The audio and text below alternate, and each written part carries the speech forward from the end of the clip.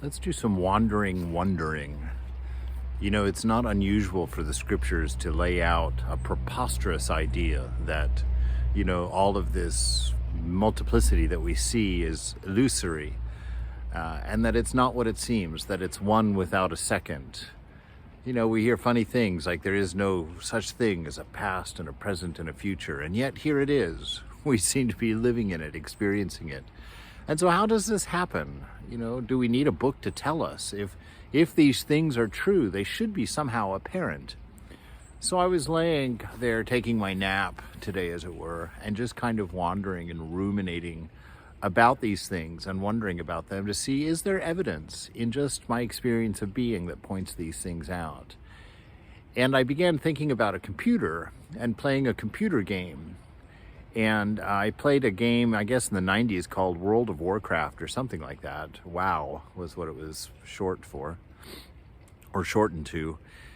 And the thing about that game is that you wandered through an endless world. You were on your computer and you were just wandering, and you met so many different types of enemies with all different kinds of skills and everything like that, and had to win this game, which was quite anxiety ridden, with not getting killed and not getting injured and making sure you're eating enough and all of these things.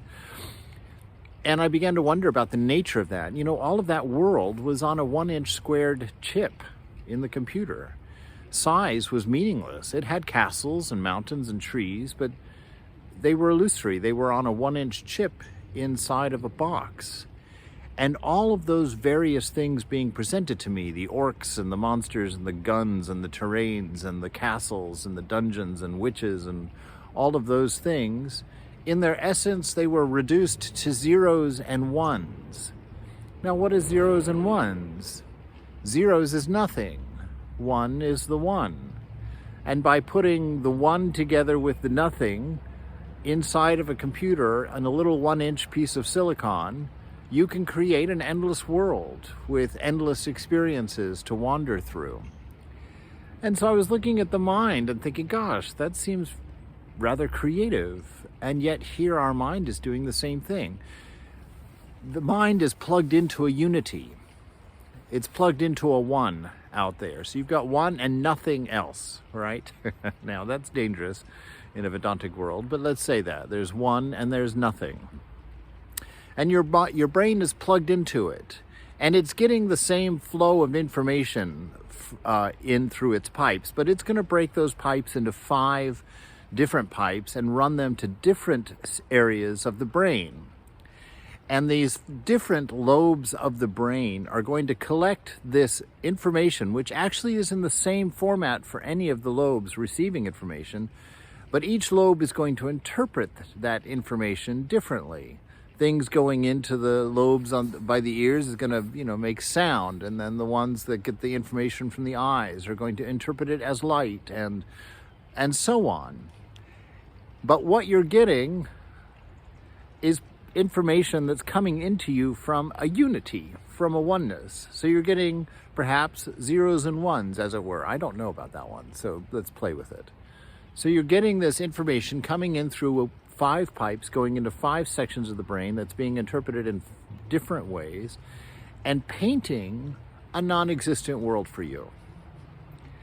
Painting a world which is a unity, but only breaks into pieces because of the way it's being delivered to the mind, and that mind is being observed by you, and that mind is constantly trying to recreate a sense of a reality that it knows nothing about by interpreting information coming into its 5 conduits and breaking it up into pieces.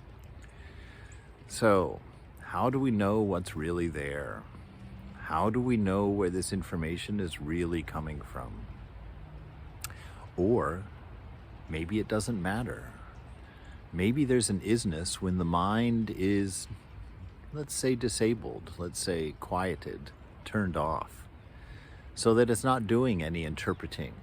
It's not gathering information through its 5 pieces and creating this multiplicitous world of illusion. Maybe, like the sages say, when the mind is in that still state, you're going to see something. You're going to understand something.